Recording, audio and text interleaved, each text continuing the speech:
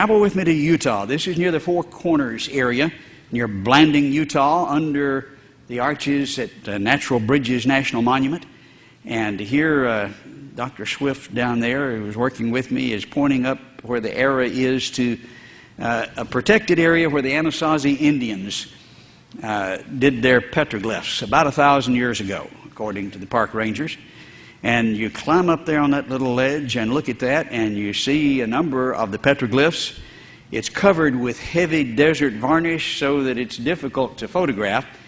But right over my head, you see the Anasazi warrior and then the snakes. But then right beside me, if we highlight the significant area, you can see the dinosaur, which even the secular archaeologists have acknowledged sure looks like a dinosaur, and covered with the varnish so that the antiquity is really not questioned. We go not too far from there, but over in Colorado, we see the three-horned dinosaur with the frill on its back. It looks more like a triceratops than the people. Look like people. This is done by the Fremont Indians, who were contemporary with the Anasazi. And then we go to the Grand Canyon. We see what appears to be in the shape of maybe an Allosaurus. Someone shot him in the tail, which shows you what it looks like if you break through that heavy desert varnish, which indicates its antiquity. There was a write-up by a representative for the American Museum of Natural History in 1924 of this site describing Indians drawing dinosaurs. Though they wouldn't do that today. Not because the evidence is not there, they just wouldn't do it. We traveled down to Peru, and this is Dr. Javier Cabrera, who was 20 years head of the Department of Medicine at the University of Lima, retired to be cultural anthropologist in Inca, ancestor of the conquistadors, has a big 300-year-old castle there on the town square, and has a collection of Inca burial stones that begun to be made by his father back in the 30s. He's continued that collection. These are stones that are buried with in the tombs with the Incas, and they have scenes carved over them, most of them. He has a collection now of over 11,000 of these burial stones. About a third of them are the most disgusting pornography you've ever seen. But about a third of them have dinosaurs on them. Here is one in place in the tomb.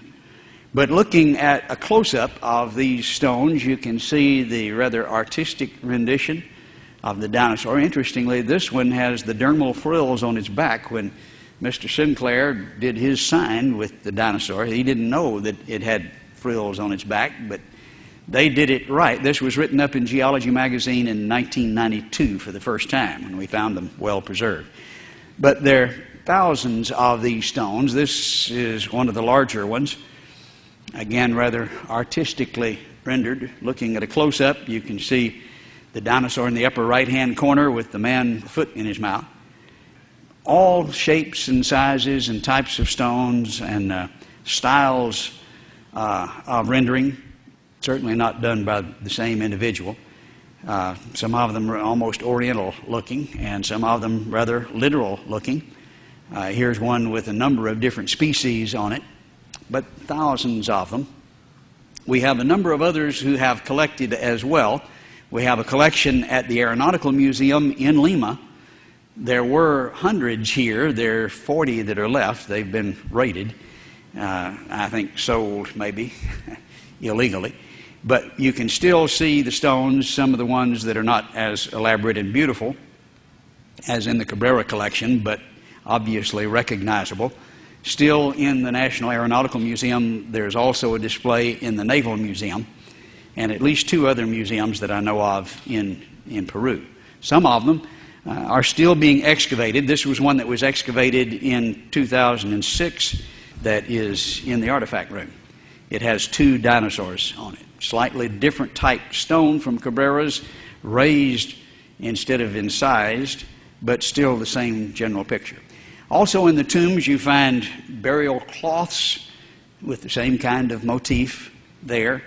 Obviously, the big claws and the teeth representing dinosaurs. You see it on their pottery. That's relatively easy to date. These are dated at about 2,500 years ago. These are the mochi pots, and the style is well known and documented and represented in the national museums. This one's in the National Museum in Lima. It says circa 2,500 years ago. Up in northern Peru, you have a good deal of gold in some of the ruins and tombs. This is a death mask, but look on either side of the face. Again, the dermal frills across the back, the tail curling up over, and the huge teeth. These people were seeing dinosaurs 2,000, 3,000 years ago. Now, we're told that we've known what dinosaurs looked like for maybe, well, the first ones found in 1820. We didn't know what they looked like very well. The restorations were silly. After the turn of the century, early 1900s, we got a fair idea, and really not an excellent idea. And, well, 1992, we learned the Brontosaurus type had frills on its back. These people didn't show a gradation in learning. They got it right from the start. But what's really interesting about these burial stones collected by Cabrera and a number of others is the fact that they depict dinosaurs. Here is one of the large stones here in the center of a room he has built for displaying this in the front of his 300-year-old mansion. He is a descendant of the conquistadors. This is one of the castles they built, and he lives in it. And of course, he passed away in 2002. But looking closely at this stone, you can see the very obvious dinosaur with the dermal frills on its back, a man sitting atop fighting evidently. And then we look at the top of the stone and we see it's ornately covered with carvings, and a closer view you see the upper right hand corner, the very obvious sauropod dinosaur with the man in his mouth dangling by the foot. Beautifully and artistically done in stone. But there are thousands of these. Some 11,000 burial stones have been collected by the Cabreras. About a third of them are this disgusting pornography, and then about a third of them are of dinosaurs. Here we see many of them are shown with man associated, but in battle. Here he's chopping the neck. In this one, he's already chopped the neck and holding the head in his hand of possibly a juvenile form, but then looks like Mama has got him from behind, or at least another younger one attacking him, and together with a much larger one on the same stone. Another one here is being bitten as he rides on the back. Notice the variety in styles. This is rather Oriental in style. Very different, but obviously very similar. This one's very, maybe literalistic, if you please. Some almost cartoonish. Another Oriental style dinosaur. This beautiful stone is almost 4 feet tall. Again, very artistically done with the dermal frills on the back, which were written up for the first time in Geology magazine in 1992. When Mr. Sinclair depicted his dinosaur on the Sinclair dinosaur sign, he didn't know it had dermal frills on the back, but they did down in Peru over 2,000 years ago, and here we see them depicted on the stones. It looks like a scene maybe out of Jurassic Park. No question about the species that's depicted here. Some rather artistically and stylistically done, cartoonish, and then very literal. Here are a number of different species depicted on the same stone. Again, a tremendous variety is obvious. One person, again, did not do this. But this is not the only museum that depicts dinosaurs on the burial stones. Another very interesting display of these stones is seen in the museum there in Inca. It was actually established by Dr. Cabrera over 20 years ago. They have a collection, but they will not display it. We had talked to the brother of Carlos Solti, Pablos, who had donated the collection to the museum about 15 years ago, and we had seen pictures of the stones that he had donated. His brother had excavated them in the 50s near the village of Okekehi, and then donated this to the museum upon the death of his brother. We went there, said, we want to see this collection. They said, it doesn't exist, that's a myth. We said, we've seen the pictures, we've talked to the one who donated the collection. They said, well, yes, okay, it does exist, but they're in storage and you can't see them. We insisted, saying this is a museum that's not supposed to hide things, it's supposed to show things. They said, well, you can't do this unless you're authorized by an official museum with 48 hours notice. We said, we think we can handle that, and we did. We got a letter from an official state-authorized museum authorizing us to examine them. With 48 hours notice, we came back. They still refused. They said, you will not be allowed to examine these. They were stonewalling. Dr. Swift eventually did gain access last year and got pictures, and yes, they are virtually, well, they are the same as the ones that we see in the Yules Rudd collection with dinosaurs on them. We did get to examine the ones in the collection at the Aeronautical Museum in Lima, pictured here. Years ago, there were many more. They have disappeared over the years. There were several hundred initially. There are about 40 that remain. But here we see one on the floor in the room where they are displayed, and these are the poorer ones. The better ones have disappeared, but you can still see the dinosaurs on the stones displayed in the Aeronautical Museum in Lima. In the museum in Nazca, likewise, they have some of the carved stones on display. And here we see Dr. Swift laboring as he holds up one of the stones for the camera. The stones are exhibited in the Cabrera Museum, where there are 11,000 of them. In the Museum of Inca, where they're hidden, and they wouldn't allow us to see them. Dr. Swift did eventually get, and then the Nazca Museum and the Aeronautical Museum and the Naval Museum. But we see here the museums which have these stones, all but one of them have them on display that can be seen today.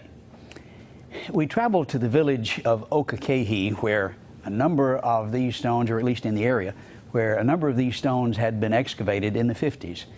By Carlos Solti, who was the rector of the College of Engineers in Lima. And there we see an obviously very depressed area. We see individuals who are just eking out a living. Basilio Achua is one of the individuals here who has found a number of these stones and had taken them to Dr. Cabrera. He took us out to the place where many had been excavated, and we could see the actual tombs and see some of the stones in the tombs. As we walked along this desolate area, you could see the bones that had been strewn along the way by the grave robbers, who weren't interested in the bones at all, but in the artifacts that they could dig out to sell. In these tombs, you see amazing preservation, even of flesh parts. In an area where it hasn't rained for 100 years, the dryness of the desert is excellent for preservation.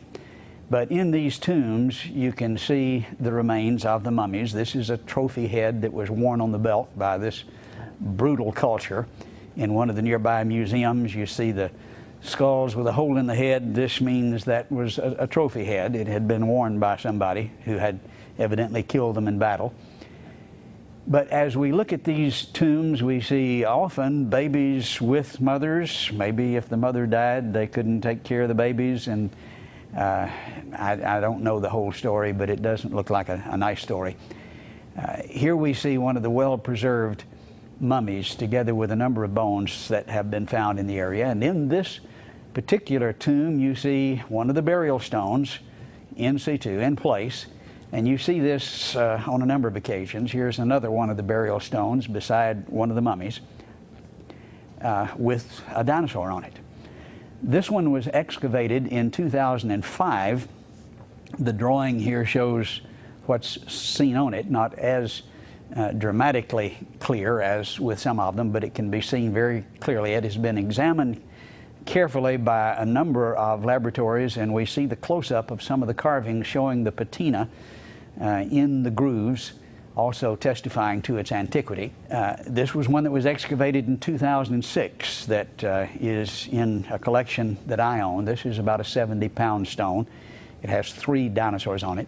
It was from about 100 miles away from the Paracas Peninsula, and the carving style is slightly different. You can see the teeth are raised rather than incised.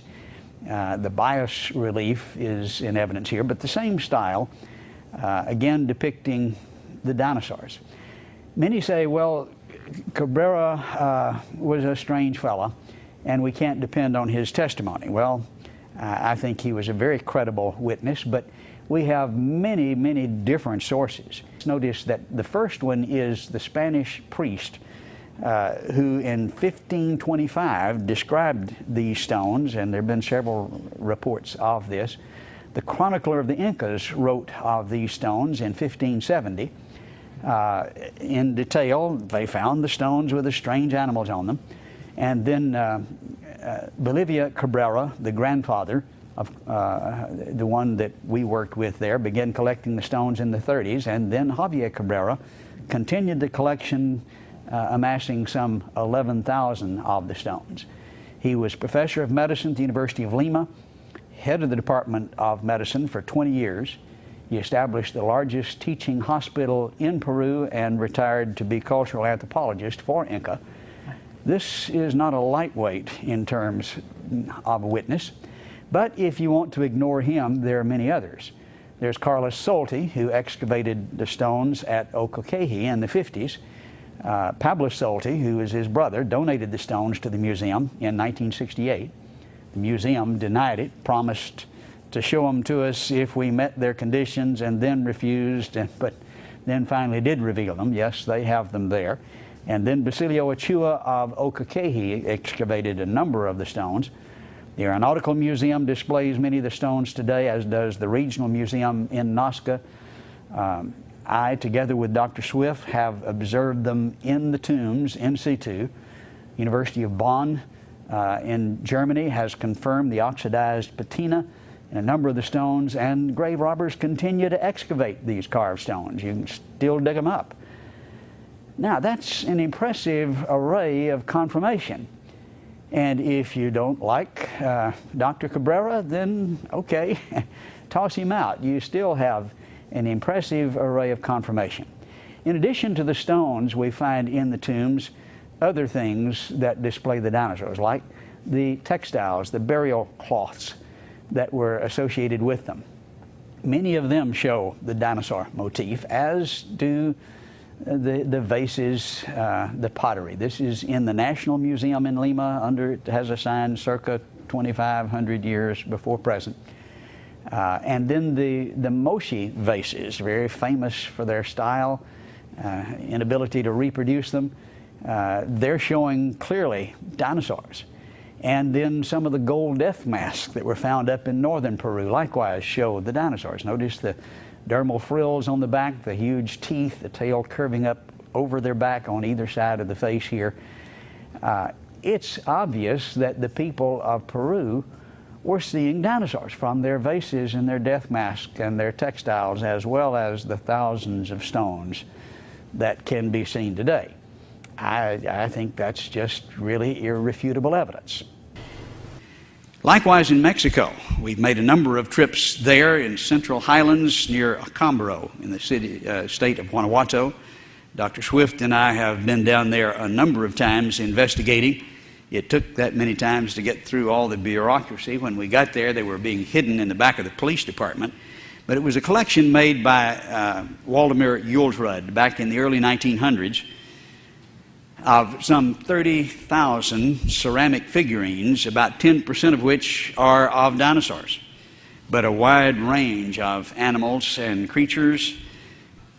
Some of the Brontosaurus type were standing up. We didn't know that until recently.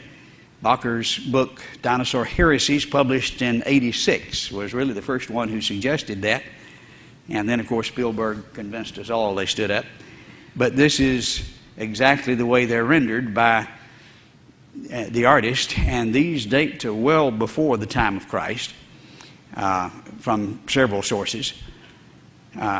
Again, there are thousands of them, and the styles indicate far more than one artist. One of the professors from the University of Texas at Arlington, who is an art professor, said there were at least 100 different artists represented in the collection, would be his estimate. This is my wife's favorite. Obviously, if you've got one that looks like a dinosaur, a man did it, but sewing them together is interesting. Man and dinosaur obviously live together. You pick up any of the dinosaur books today, and how does it start out? Millions and millions of years ago. And then the second paragraph says, no man ever saw a dinosaur. And that's just like you can't write a dinosaur book unless you start that way. It ain't so. And there is a great deal of evidence that man and dinosaur did exist at the same time. We want to look at some of that evidence this morning, especially what we find in Acámbaro, Mexico. This is an area where we find ceramic dinosaurs from over 3,000 years ago that were excavated in the early 1900s. It's very obvious that these ceramic figurines are of dinosaurs. There are a number of different styles and materials that were used in making them. This is down in Mexico in the Central Highlands in the state of Guanajuato in the city of Acámbaro. This is a very interesting colonial city with a rich history, and in this brochure that advertises the city, we're told that there we find the Chipicoro culture, which was over 3,200 years ago, and it is from that culture that we find these figurines. The culture was actually defined and discovered, or co-discoverer, Waldemar Julsrud, who immigrated from Germany to Mexico in the early 1900s. He was actually escaping what he saw developing in Germany at that time that he did not appreciate and wanted his boys away from that. And to escape Nazi Germany, came to Mexico. He was a trained archaeologist and became very famous for his work here in Mexico and certainly well known in the city. This is the museum that houses most of the Chipicoro figurines and artifacts, and is the museum of the Chipicoro culture in the city. Chipicoro, just about 8 kilometers north of Acámbaro in the same vicinity. In the early 1900s, Waldemar Julsrud was a prominent resident here of the city and was riding horseback one morning out in the outskirts of town near El Toro.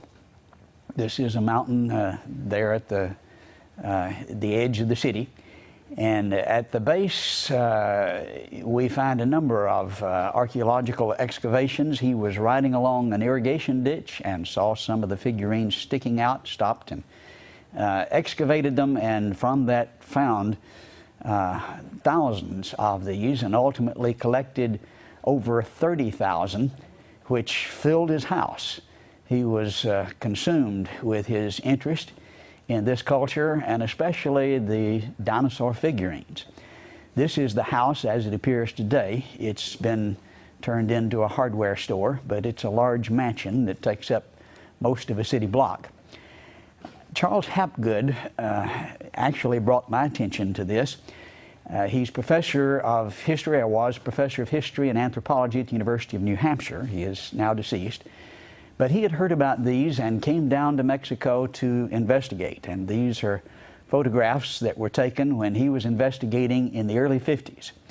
And from these photographs, you can see that obviously they're strange creatures, but especially here in the foreground, you see obviously dinosauran features. And these were from the collection that had been amassed by Waldemar Julsrud over a number of years while he was collecting these. Hapgood enlisted the aid of Earl Stanley Gardner, who was a friend, obviously very good at investigating mysteries. He was a criminologist. He had been district attorney in the county of Ventura in California for over 30 years, and of course had written the Perry Mason stories. And he's the author of those famous TV movies, as well as many, many books. He's referred to on the website that describes him as the world's most famous lawyer. He wrote a book about this mystery called The Host with the Big Hat. The same author that wrote Perry Mason described this mystery and his investigation of it. Obviously, it's controversial because it describes the coexistence of humans and dinosaurs, and some scientists would just dismiss it outright because of the philosophical implications, not because of the actual evidence. This would fly in the face of evolutionary theory, and so no matter who it is or how much evidence, they're not going to accept it.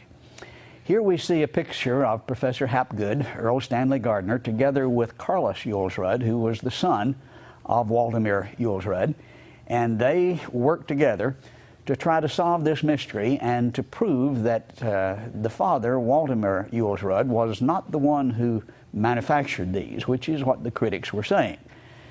33,000 figurines, a variety of styles and materials, just mind-boggling array, all from one individual was the, I think, ridiculous claim.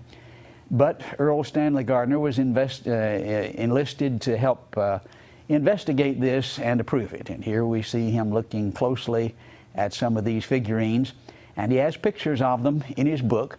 Here is one of the pictures from his book, and we notice the title, which says that dinosaurs do appear abundantly throughout the collection. He interviewed at length Carlos, the son of Waldemar Jules Rudd, who had gone out with his father to excavate on a number of occasions and had found numbers of these things while he was working with his father. He also here is seen interviewing Professor Hapgood, and the two of them worked together. And notice in his book the description of the work that was done to refute the idea that Waldemar Jules Rudd was the author, the manufacturer, the source of these dinosaur figurines. Here, quoting from Earl Stanley Gardner, Professor Hapgood lay awake at night trying to devise new tests, new places to dig. He even went to a road which had apparently been undisturbed for many years, and by many years he's referring to hundreds of years. He dug under the road with permission from the government, and sure enough found the Jules Rudd type figurines under the road. He continues saying in many places in Mexico, boundary lines between fields are marked by stone walls which are hundreds of years old. And he goes on to describe excavation under these walls where, again, they found examples of the Jules Rudd type figurines, including dinosaurs.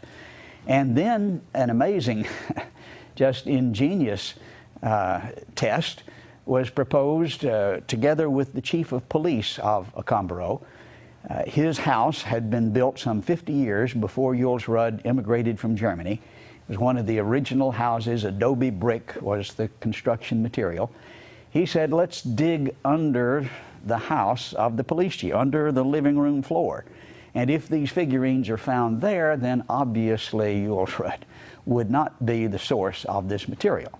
And so they did that. Here we see the mayor standing at attention. He also conducted a 3-month investigation into the possibility that maybe someone had manufactured these, questioning people throughout the area for any knowledge of anyone manufacturing such figurines. When you fire them, it would be known. Here we see a brick factory right at the base of El Toro, where many of them were found. When you fire the brick, you make smoke, and especially when you're burning wood, which would be the source of the fire, the material to fire them.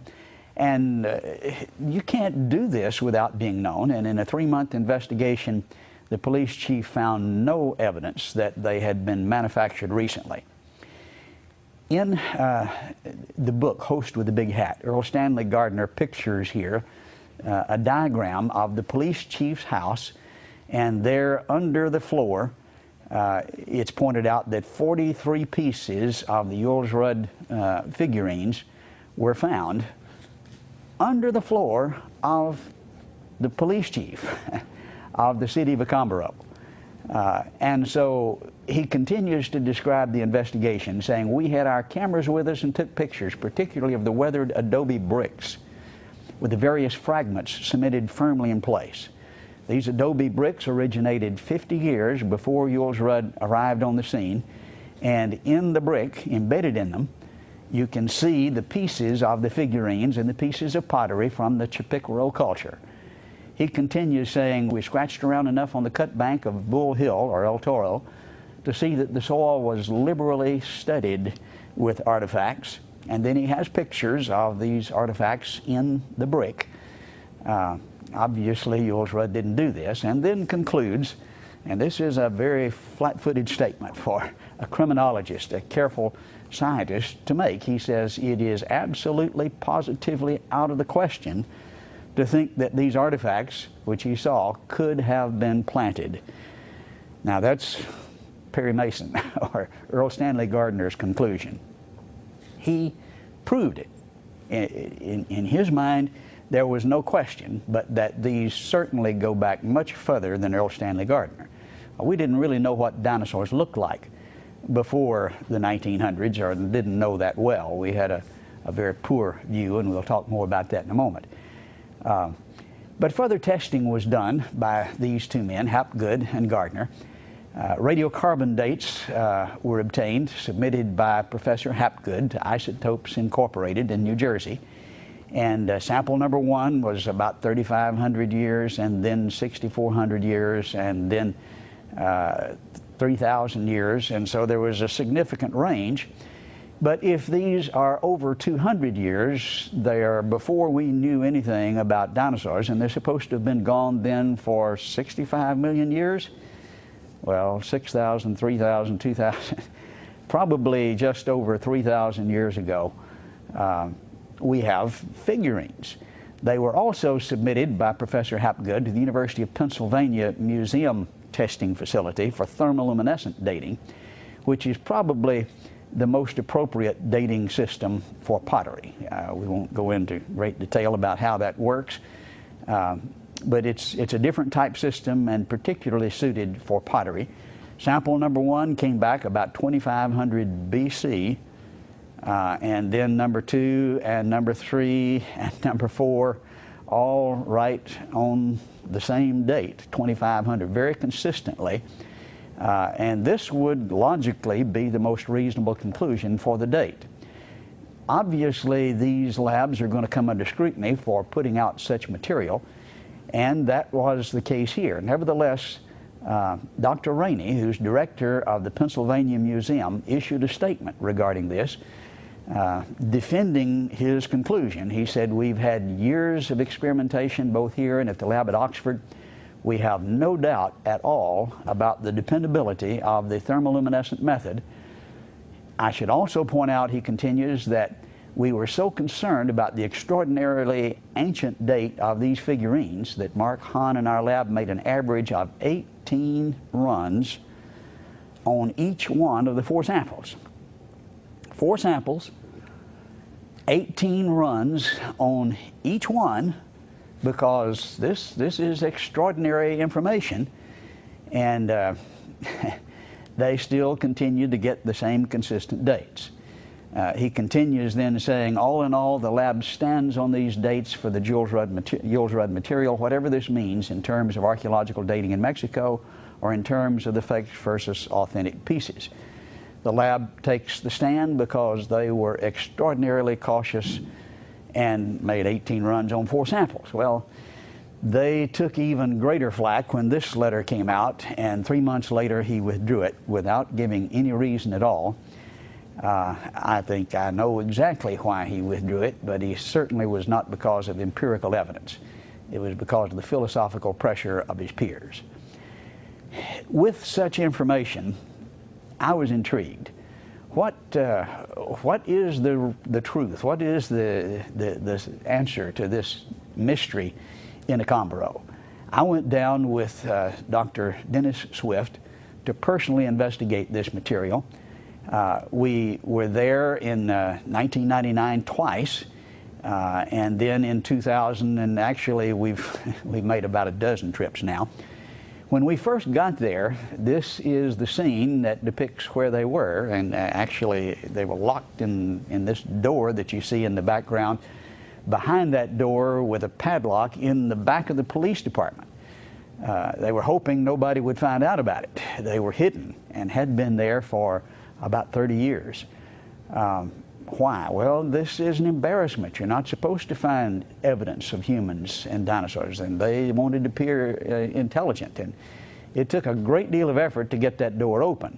But we finally did, and with pressure, actually, from outside sources, political pressure, we were able to examine 2 of the 60 crates of materials that were stored behind that door the first time that we came down. And sure enough, even in just the 2 crates, which is a random sampling of over 60, we found strange ceramic figurines, including figurines of dinosaurs.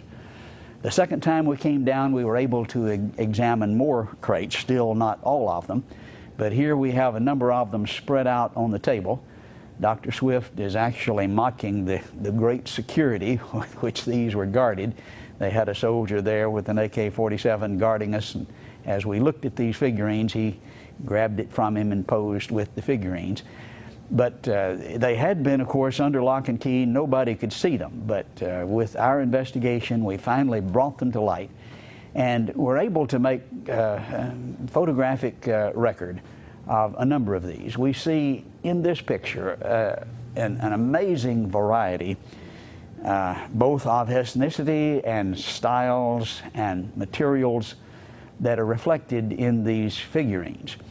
Of the 33,000, about 2,600 of them are of dinosaurs, and I think you can see that very obviously here. One amazing thing about the sauropod types is that many of them were shown standing upright. We didn't know about this until Robert Bacher told us this in Dinosaur Heresies in his book 1986. But it looks like he had one of the Acambaro figurines shown here on the right as a model for what he illustrated in his book Dinosaur Heresies. Of course, then Spielberg convinced us all that they stood upright. But 3,000 years ago, obviously they knew that down in Acambaro. Now this is what we thought dinosaurs looked like way back in about 1850.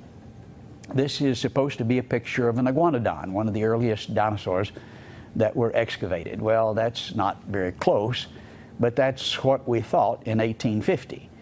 By the turn of the century, this was 1895, we had him depicted differently, kind of a stand-up alligator with a long tail dragging the floor. Not very accurate, but closer. But now then we know that iguanodon looked like this. This is a restoration from the year 2000. So now we've got a pretty good idea. Notice the almost horse-like head and the tail that sticks out right. The ossified tendons along the tail show that it was stood outright like a bird. If it drooped to the ground, that meant it was broken. But notice how the people in Acambaro depicted this over 3,000 years ago. Just almost identical to what we now have finally learned. This is the way they looked when we first started in the 1800s, 1900s, but now then we know it looks like this, and the folks in Acambaro got it right 3,000 years ago, as they did with the stand-up sauropods. Another figurine appears to look just like the ankylosaur that we see depicted here. Very, very similar. There's a wide range. I suppose sauropods are the most popular, but 2,600 of these that I've examined. I have 20,000 digital images that I personally took of this collection. We've examined it carefully. Here are flying pterosaurs, and a totally different style, different materials, obviously a different artist. Some of the critics have said, well, it's all made by the same fella in a short period of time, and the numbers were to impress people. 33,000 is kind of overkill, isn't it? And certainly there's a tremendous variety of styles and materials not made out of the same stuff as is obvious to an objective observer, but a bewildering array of mysterious creatures. What in the world were these for? I think the most reasonable explanation is that they were apopropathic. This is a fancy word that archaeologists use, actually coined from the investigations over in Mesopotamia, where they found caches of these buried under the threshold of dwellings, or where dwellings had been. And we find these often in caches of 20 up to 30 packed in sand, surrounded, of course, by the clay soil. And it would appear that they were buried carefully. Some have suggested maybe the enemies were coming and they buried their gods, their idols, to protect them from the invasion. I strongly suspect they were like the apopropathic figurines in Mesopotamia that were buried under the threshold to ward off evil spirits. And that's what this fancy word means. It's to scare off the evil spirits. Well, if you're going to scare off spirits, I suppose dinosaur figurines would be as efficient as any. But the bottom line, we don't know. These are several different ideas that have been proposed. It's interesting to notice, again, that in 2600 you've got a tremendous variety, and the association with people seems to be closer and more frequent with the juvenile forms. I think I can understand that if you watch Jurassic Park, but some of the juvenile forms are depicted, they're kind of cute, and we can see why humans might be more closely associated with these forms. We also find, besides dinosaurs, other out-of-place figurines. Here is a horse. This is typical of the Pleistocene horse, Ice Age, which wasn't supposed to be in Mexico till the Spaniards brought the horses. Here is another one that is with a man trying to ride it, who has lost his head. It's broken in this figurine. But an amazing turn of events involves the find of the unfossilized tooth of a Pleistocene horse associated with the Pleistocene horse itself. This tooth was identified by George Gaylord Simpson of Harvard, who is the leading expert on fossil horses, was the leading expert in the world. Well, here is the Pleistocene horse, here is the Pleistocene tooth, unfossilized, found with it. The mystery deepens, or at least maybe the picture, contrary to the standard evolutionary picture, is getting more difficult. We went back to try to verify Gardner's research. I think he did an excellent job. We thought, well, let's just look and see if we can repeat what he did and re-verify. We wanted to do original excavations, and we approached this with some of the leading experts to get permits, and permits have to be obtained from INA. This is the Institute of Archaeology there in Mexico, and we applied 3 different times with the University of Texas first, and then with David Soleil, who at the time was director of the Museum of the Rockies. He's actually Jack Horner's boss. Jack Horner is the individual, if you saw Jurassic Park, the real-life character that the story is based on. He's the fellow represented as digging up dinosaurs up in Montana. Well, his boss, the director of Museum of the Rockies, David Soleil, went with us, and we applied together for permits, and they were all denied. And we were told firmly, actually the mayor of Acambaro was told, that we would never be given a permit, that the implications would not be allowed. Actually, we found out that INA had done their own investigation back in 1953. They sent 4 archaeologists to Acambaro to do official excavations there. They chose their own site over a mile away from Julesrud's site, and they found figurines, a number of them, 6 feet down, including dinosaurs, and acknowledged that the figurines were authentic, but not so with the dinosaurs, which were found in the same place by them at the same time, at the same level, together.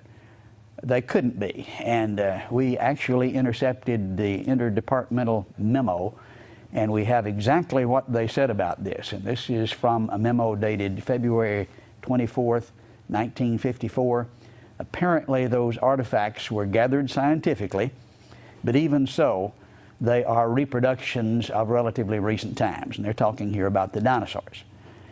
In our opinion, it is impossible that man existed at the same time as those saurian that lived millions of years ago. So they're acknowledging, yes, they are dinosaur figurines, but they could not have been with man, and so they just simply deny it. Continuing, they say it's our opinion, in our opinion, the only archaeological artifacts are the collections of vessels and other Chipiquaro pieces that they found at the same time. These are authentic and represent great archaeological value for our studies. So in the same hole at the same time, they found authentic ones, but dinosaurs with them couldn't be, and so they just deny it. That's why it is the philosophical pressure that says you cannot have humans and dinosaurs together. That would destroy the picture of evolution that's in the textbooks. And so here's what's real and here's what's not based on the evidence, but based on the philosophical conclusions. We brought an expert down to examine these. This is Jim Collins, who is with the University of Texas. He's an art instructor, a ceramics expert, and he found a number of things about these figurines that we didn't know. For instance, he found many, or most of them, were actually double-fired. Some had wondered how such fragile figurines could be maintained intact in the earth all of these years. And of course, if you go to the Museum of Anthropology in Mexico City, you'll see dozens of similar figurines that remained intact, which they don't question. But these have been double-fired. These people were rather sophisticated in their technique. And of course, somebody just making fakes by the thousands wouldn't go to this kind of trouble. You can see that some of them were broken, and where they are, you can see evidence of this slip on the outside that is a sophisticated pottery technique. This is compared with the broken piece from the National Museum of Anthropology and compares favorably with it, actually better fired than this excellent piece. We went back to the house that the police chief owned, under which Earl Stanley Gardner had excavated 43 pieces of Yules Rudd type material, and found that it had been covered with modern brick now in modern times, and that was somewhat disappointed. We wanted to see the adobe brick. We did look across the street, and sure enough, there it had not been covered by modern brick. The adobe brick was still obvious, and as we looked carefully here, Professor Collins is looking closely at those brick, and you can see, yes, as Earl Stanley Gardner said, they are studded with the pottery pieces from the Chipiquaro culture, and that's obvious. And as we look carefully at one of the bricks, this is directly across the street from the house of the police chief where Earl Stanley Gardner investigated. In one of those bricks, lo and behold, there's a dinosaur sticking his face out. And if you listen very carefully, you can hear him say, "Na na na na na na," just making a mockery of the idea that man and humans have to be millions of years apart. These brick, done 50 years before Yules Rudd arrived, contained pieces of the ancient Chipiquaro culture, which were scattered in the clay and scooped up and used to make brick, not intentionally taking the fragments, but you just can't scoop up the material without getting some of them in it. Let's go back and look carefully at some of the witnesses who have testified to the fact that they helped Yules Rudd excavate these, and that these were parts of what was found from original excavations. One of the more credible witnesses, I believe, would be the grandson of Walter Yules Rudd. He is a rather well-known contractor in the area. He is well-to-do, well-educated. He's standing here beside the grave of his grandfather, testifying about going out and excavating these figurines with him. We have about 20 minutes of recorded testimonies with him standing right there by the grave, telling of the figurines that he helped his father excavate. This is one of the ones that he had in his very nice home there in Lyon. And here, this is a beautiful dinosaur of the sauropod type that he personally excavated with his grandfather. We also found, as we investigated and talked to a number of witnesses, that El Toro was not the only site where dinosaurs were found. On the opposite side of the city, the north side, you find El Chivo, Goat Mountain. And at the base of this mountain, there was a lake and a site where ancient Chipicoro people had made dwellings. And you can see places where the dwellings were there between the lake site and the bottom of the hill. And I was taken there by an individual, Mr. Espinoza, who is now an accountant there in Acambaro, who as a teenager went with Waldemar Julsrud. He had enlisted several of the young people to go with him to help him dig and to help him carry back the materials that they found. And he took me to the spot. He said, here is where we dug, and here is the type of thing we found. He drew sketches of the materials. A very credible witness. And then we have Dr. Hinion, who is actually a hero in Acambaro, or at least I would describe him as such. Several did to me.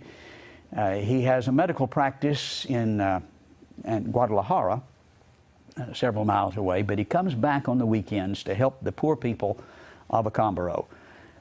Their culture, their economy is not nearly so thriving, and many of them are poor.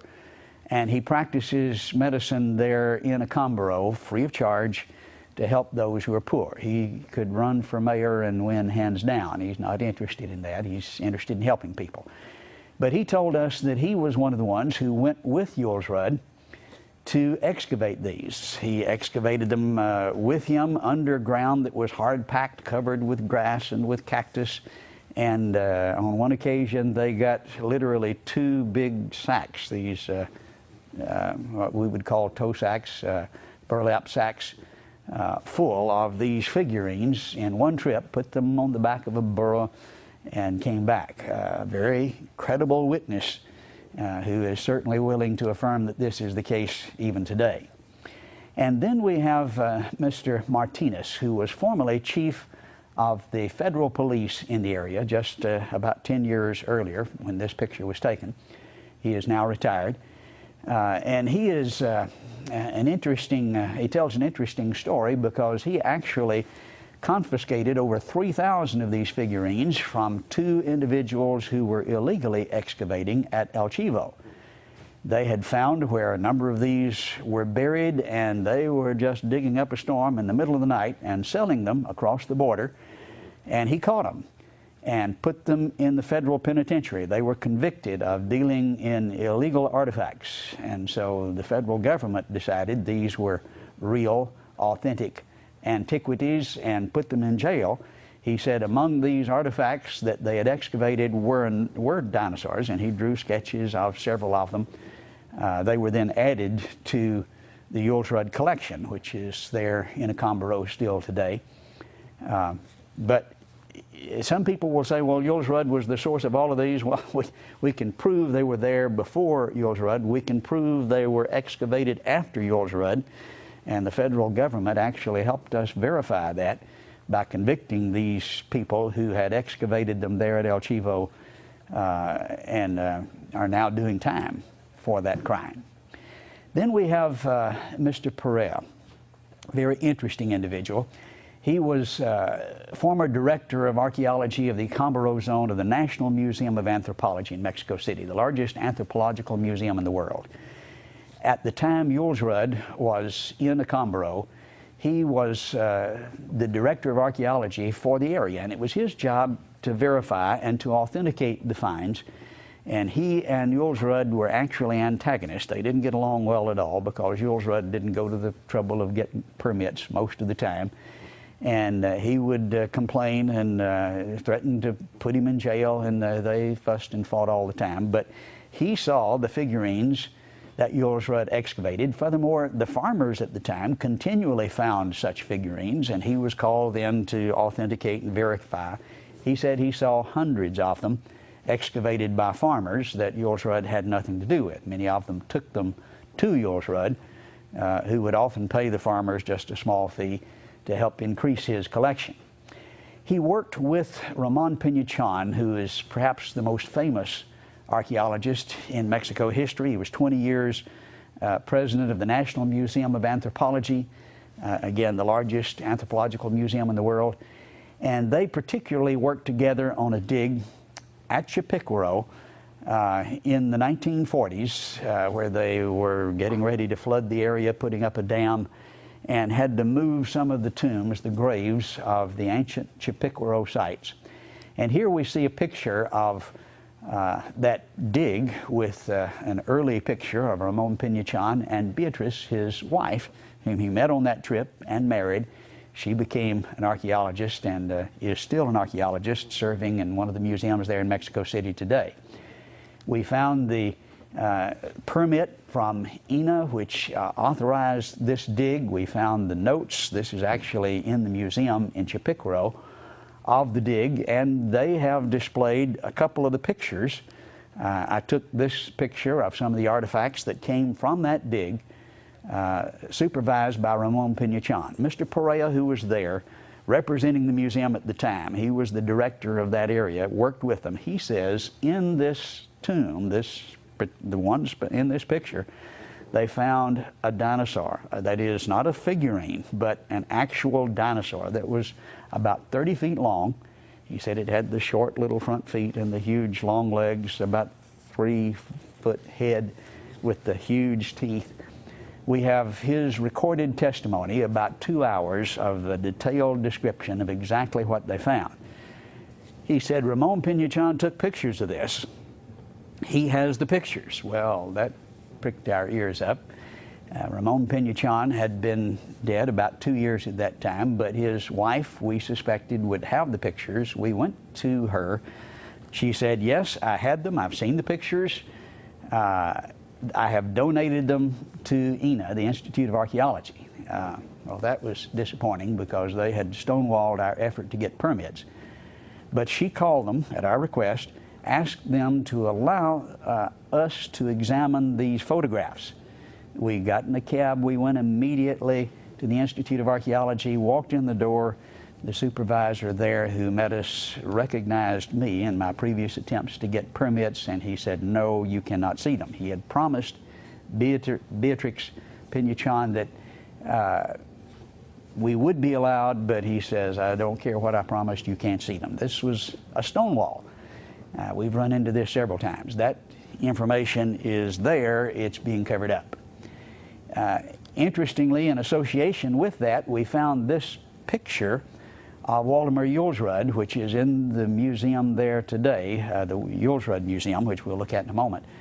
And here he's standing with a large dinosaur bone. In his book, Enigmas of the Past, he describes finding, partially buried, a dinosaur with fresh bones, that is, unfossilized. And here he's standing there with one of those bones. And we took the picture to some experts to see if they could identify that. And here we see Brooks Britt of the Department of Geology at Brigham Young University making the comment, the large bone appears to be a sauropod rib. And so we find the tooth from the horse. We find the sauropod rib. We find the testimony of a buried dinosaur from Mr. Pena, who was director of the Institute of Archaeology there for the Acambaro Zone, or at least the Museum of Archaeology for the Acambaro Zone, all testifying that there were dinosaurs not too long ago, unfossilized remains. As we look at the incredible variety of styles and materials and subjects of the 33,000 figurines, it's just mind-boggling. I think we're looking at a pig here, maybe. Probably a pig here, but this wasn't made by the same fellow. This is a totally different style. And maybe that's a pig, but certainly very, very different. Possibly we're looking at a dog here. Another one here with his master that looks a lot like Chewbacca. Here's, I guess, a bird, rather stylistically done, and another totally different bird. But the array of styles is just mind-boggling. Professor Collins estimated there were at least 100 different artists that were involved in producing this vast array. It's interesting to notice the variety of ethnicity that's represented. This appears to be an Egyptian motif from some of the figurines, again from the collection. And many of them are very Oriental in style, as you can see here. And some of them are very African in style. It seems undeniable that these have an African appearance, while others are very European. Again, from 3,000 years ago.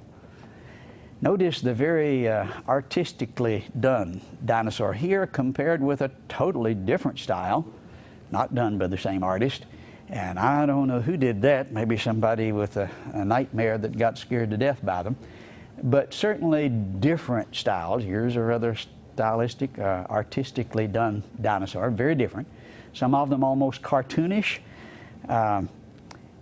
Again, totally different styles, different materials, obviously different artists. But a vast array, and as we look at the general configuration, is there any doubt what's being depicted here? They had to have been seeing the dinosaurs some 3,000 years ago. And here's just example after example. This Diplodocus type looks like it stepped out of a Spielberg movie. Again, if you know dinosaurs, you recognize immediately some of these forms, and though some of them are cartoonish and stylistically done, there's no question as to what we're looking at. Here's the Stegosaurus. This is another one, but a different artist did this one in a totally different style.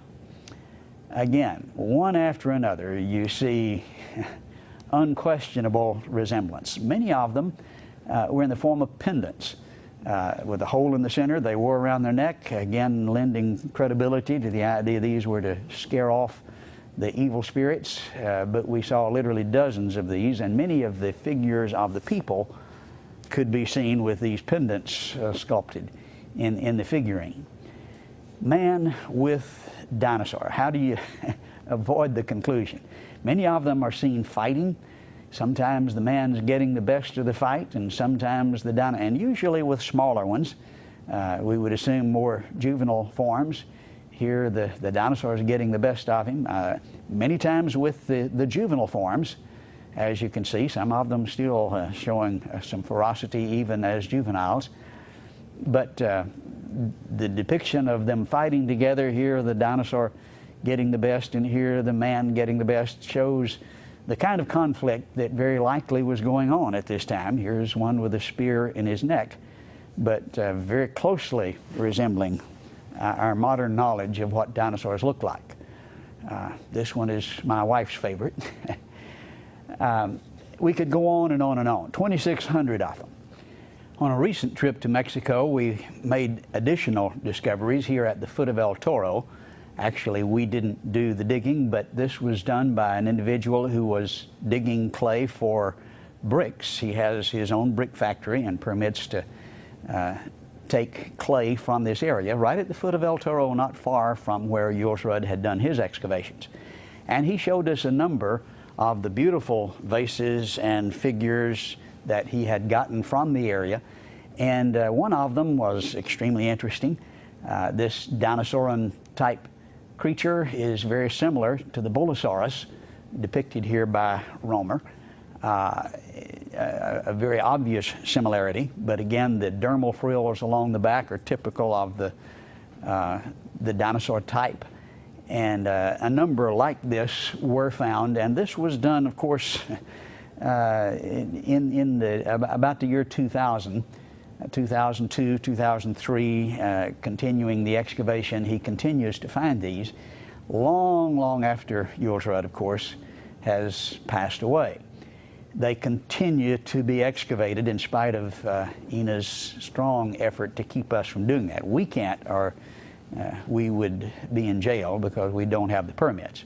But he did have a permit to get them for his brick factory, or at least to get the clay. Now then, these figurines are housed in the Waldemar Julsrud Museum there in Accombaro. When we arrived on the scene, they were locked in the back of the police department. As we began to tell them the significance and began to present the evidence and show how they had been verified from various sources, they decided this was significant information, and in spite of Ina's opposition, they put up a museum, and they're very prominently and very professionally displayed, and you can go to Accombaro and see these and hear the story of Waldemar Julsrud and see some of the pictures that we've shown you. We see the director of the museum today on the left, together with the wife of an archaeologist who has helped us there, Dr. Swift and myself in front of the museum in a picture taken recently. Now, let's summarize the evidence. There is the radiometric dating, which helps us understand, especially with a variety of examples for a few thousand years.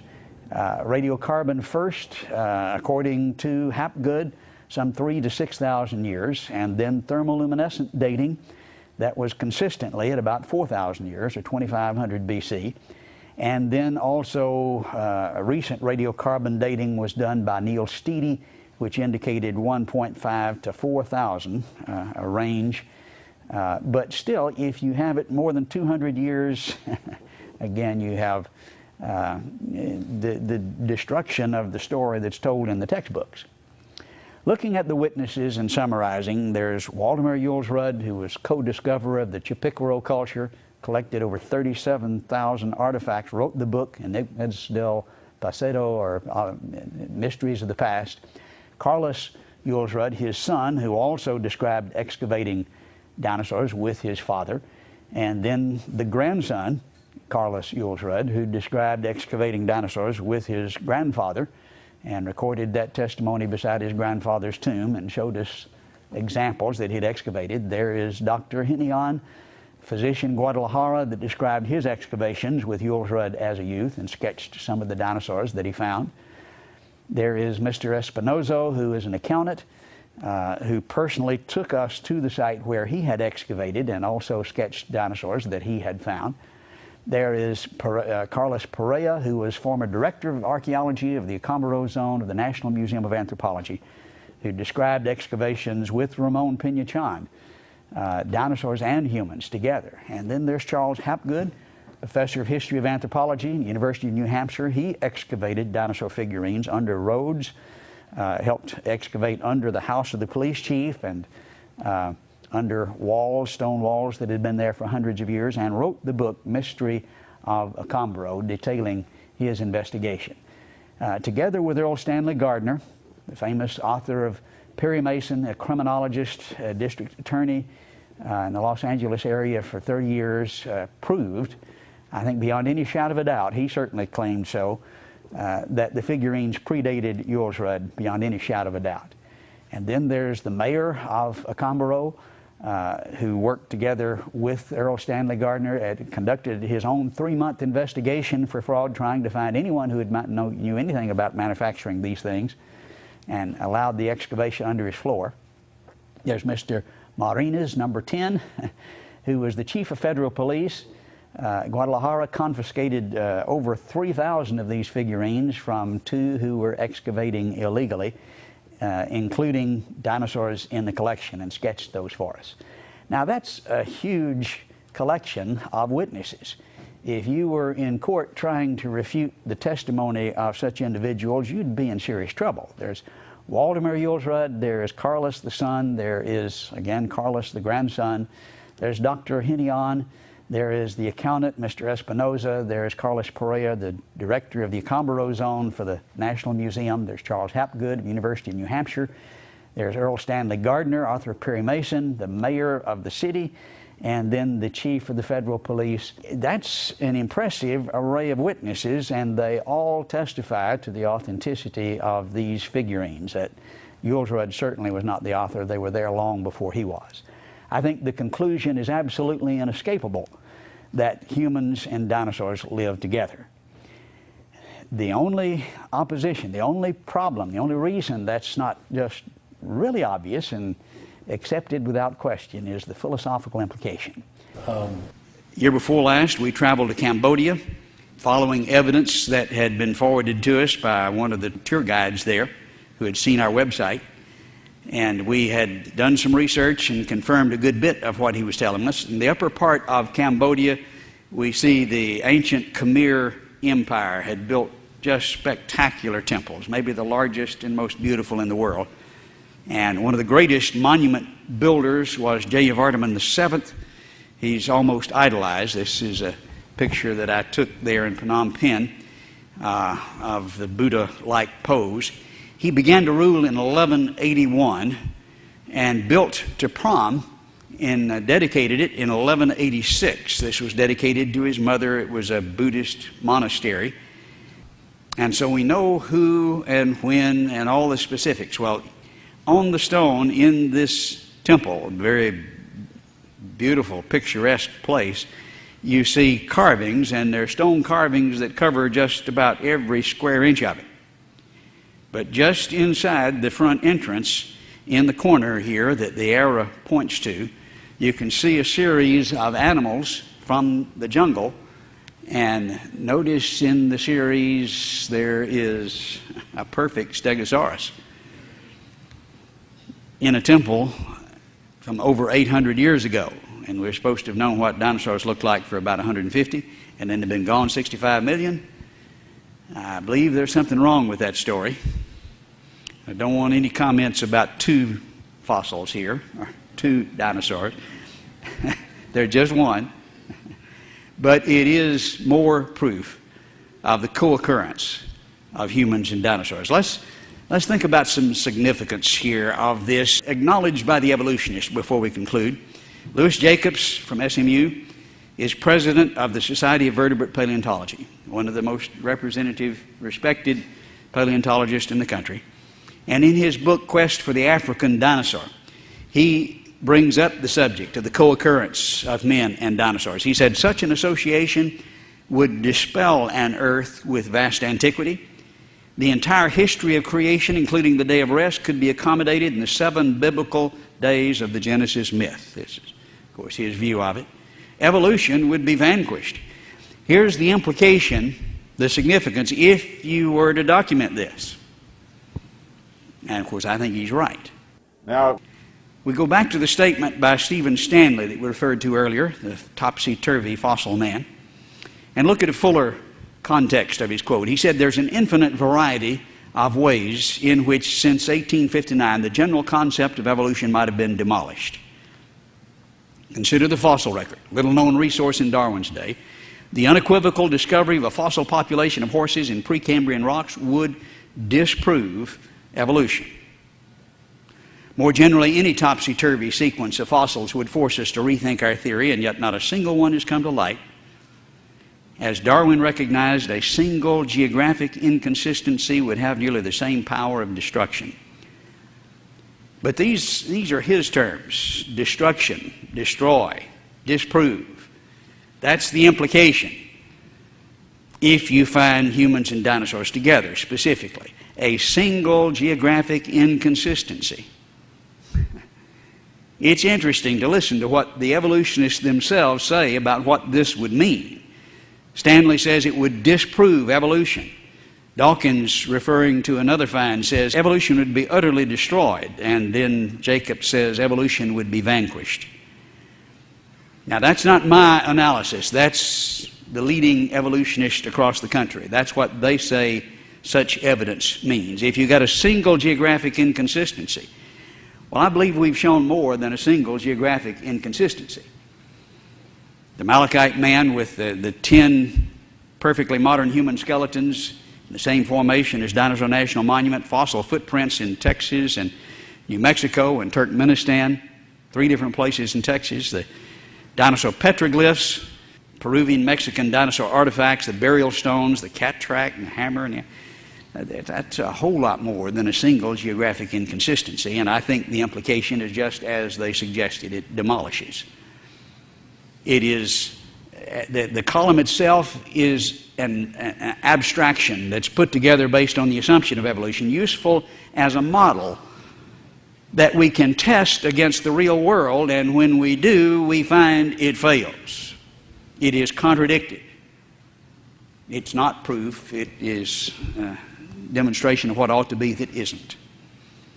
And let's conclude with a statement by Nova, who came to Glen Rose, looked at the same pictures that you looked at. The people that photographed it and interviewed us were excited. They thought they had some earth-shaking news and went back, and their editor wouldn't allow them to publish it. They did publish a brief presentation called God, Darwin, and the Dinosaurs, and mentioned dinosaur footprints side by side with humans. Finding them would counter evidence, they said, that humans evolved long after the dinosaurs became extinct, which is, of course, what's taught in the textbooks. It would counter that and back up the claim that all species, including man, were created at one time. Nova knows what that means. And therefore, they said in this blurb, there's nothing at Glen Rose that looks anything like a footprint, a human footprint. Now, you can decide for yourself whether that's true. If there's something there that does look like, and we've shown that there are human footprints there and that that's the most reasonable conclusion, then this is what it means, according to the evolutionists themselves.